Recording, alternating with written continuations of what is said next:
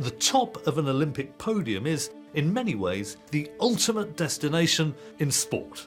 It's the dream of millions and the privilege of just a tiny few. But it begs a question. What is winning gold actually like? You imagine life is going to be changed, you're going to be hugely rich and famous and, full stop. I almost felt cheated. It just is. Of course it is. Everyone imagines that it is. I didn't sleep for weeks. Weeks. And actually, it isn't.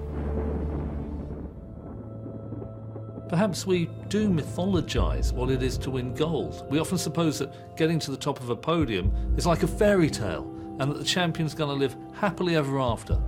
But is human psychology quite so simple? I remember being chauffeured back in the bus to the Athletes' Village from doing all my press conferences and sitting there thinking, what are you going to do now? What? You've done it. What are you going to do now? And that feeling alone made me really kind of a bit depressed, actually. Well, fantastic, we've won. But okay, well, the whole world is moving on. There's another event coming and, okay, we have to go now. And it was a sort of, you make no plans after your event finishes. For many sports people, winning gold is not just an occupational ambition, it's an all-encompassing motivation. Coaches demand nothing less. But if you've won a gold medal, if you've achieved your purpose, what next? Is it any wonder so many gold medal winners feel an overpowering sense of emptiness?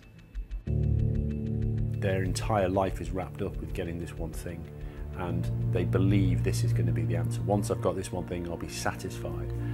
And I think they need to get there. For the lucky ones, they get there and find out that it isn't, and then they go looking in the right places to find satisfaction and happiness, because I don't think it's wrapped up in a gold medal. It doesn't mean that all other aspects of your life are now set and that you're never going to have another problem in life. It doesn't work that way. It's kind of odd for me, having lost my faith, to quote the Bible.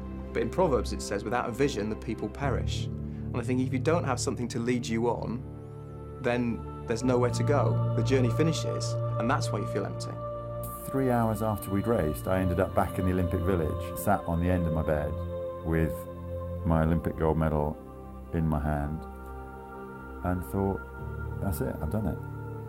And winning is undeniably and publicly a sort of highlight. It's as high as you can go in almost any Olympic sport, certainly our sport. Well, everything else is going to be down compared to that.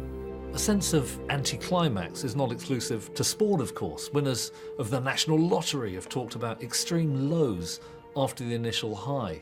And perhaps this isn't such a bad thing. Maybe a lull, emotional or otherwise, helps to set somebody up for the next challenge, the next summit. And maybe this explains the relentless ambition of so many great sports people, that they go for their next gold medal so soon after winning the last one. I think if you were euphoric forever having won, it'd be like only having filet mignon to eat. You pick your perfect meal, but then actually it's a bit of a curse to have that every meal for the rest of your life. You actually like the contrast. There's not a set way to react emotionally to any victory or defeat.